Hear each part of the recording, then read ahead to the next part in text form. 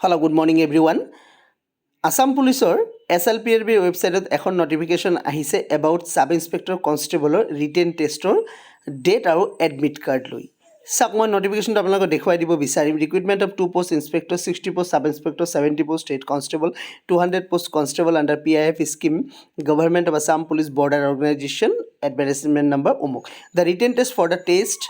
for the post will be held 7/1/2024 that means January মাহৰ 7 তাৰিখে written test অনুষ্ঠিত কৰা হ'ব আৰু 10টাৰ পৰা 12টা লৈকে কনষ্টেবলৰ হ'ব সাব ইন্সপেক্টৰ হ'ব আপোনাৰ 2টাৰ পৰা 4টা বজালৈকে ঠিক আছে তো যোৱাকালি সিএম ছাৰে এখন মিটিঙত কৈছিলে যে জুলাই মাহত আসাম পুলিচৰ ৰিটেন টেষ্ট অনুষ্ঠিত কৰা হ'ব আৰু ইয়াৰ এক্সাক্ট ডেট তেখেতে 26 জানুৱাৰী তাৰিখে ঘোষণা কৰিব ঠিক আছে তো সেই মৰ্মে আজি কিয় এই নটিফিকেশনটো আহি পৰিলে বহুত মনত হয়তো কনফিউজন হৈ আছে তো মই কনফিউজনখিনি ক্লিয়াৰ কৰাই দিব বিচাৰিম যে এই পোষ্ট কেইটা জেনাৰেল ক্যান্ডিডেটৰ কাৰণে নহয় এক সাৰ্ভিসমেনৰ কাৰণে বুজি পাইছেনে সো এক সাৰ্ভিসমেন ক্যান্ডিডেট সকলেহে এই পোষ্ট কেইটা এপ্লাই কৰিব পাৰিছিলে আৰু তেওঁলোকেহে এক্সাম দিব পাৰিব সো বাকি জেনাৰেল ক্যান্ডিডেট একো চিন্তা কৰিব লগা নাই আপোনালোকৰ এক্সাম জুলাই মাহত হ'ব আৰু ডেট জানুৱাৰী মাহত সিএম ছাৰে 26 তাৰিখে ঘোষণা কৰিব ঠিক আছে তো প্ৰিপাৰেচন কেনেদৰে কৰিব তাৰে কাৰণে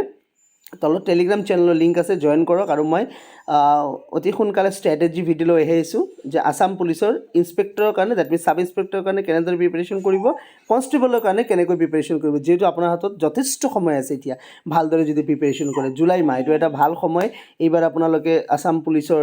চাকৰিকেইটা মিছ কৰা নাযাব যেনেকৈ হওক ডেডিকেটেড ক্যান্ডিডেট কেইজনক কৈছোঁ বেসিক্যালি যাতে এইবাৰ চাকৰি আপোনালোকে লৈয়ে এৰে তো তাৰে কাৰণে প্ৰপাৰ ষ্ট্ৰেটেজি দৰকাৰ আছে যাতে ইমান ক্যান্ডিডেটৰ মাজত নিজৰ নামটো যদি আপুনি সোমাব বিচাৰে প্ৰপাৰ ষ্ট্ৰেটেজি দৰকাৰ আছে ষ্ট্ৰেটেজিৰ কাৰণে মই ভিডিও দিম অহাকালি তো আপোনালোকে চেনেলটো সাবস্ক্ৰাইব কৰি ৰাখক আৰু এক সাৰ্ভিসমেন সকলক ক'ব বিচাৰিম যে আপোনালোকে আজি ৰাতি 10টাৰ পৰা এডমিট কাৰ্ড ডাউনলোড কৰিব পাৰিব SLPRB ৱেবছাইটত সিলেবাসটো যদি আপোনালোকে জানিব বিচাৰে কনষ্টেবল আৰু সাব ইন্সপেক্টৰৰ কি আছে মই সিলেবাসটো আপোনালোকক একবাৰ দেখুৱাই দিব বিচাৰিম সিলেবাসটো তেওঁলোকে মেনশন কৰিছে the subject to be covered will be as follows elementary arithmetic general english elementary arithmetic means mathematics থাকিব general english থাকিব assam history থাকিব geography থাকিব polity থাকিব economy থাকিব ঠিক আছে তো assam মানে জিকেৰ ওপৰত আপোনালোকে বেসিক্যালি এই টপিক কেইটা পঢ়িব Assam history geography polity economy ঠিক আছে তাৰ পিছত সব জেনাৰেল অ্যাৱাৰনেস অবলিক জেনাৰেল নলেজ ঠিক আছে স্ট্যাটিক জিকেৰ কোশ্চেনখিনি ভালদৰে চাই যাব লগতে কারেন্ট অ্যাফেয়ার্স ঠিক আছে the number of candidates to be called oral viva interview will the rate of 5 times number of vacancy তো যিমান ভ্যাকেন্সি আছে